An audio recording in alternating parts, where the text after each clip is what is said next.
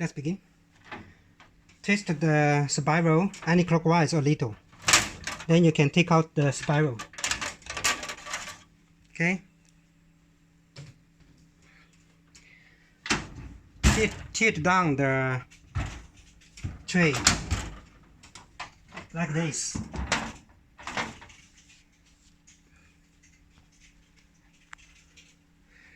Then we should take out the screw on the back of the disc coupler.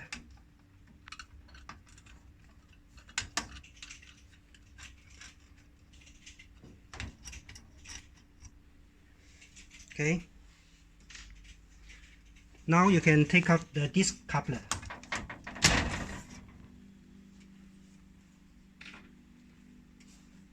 The motor just clips on the backboard of the tray.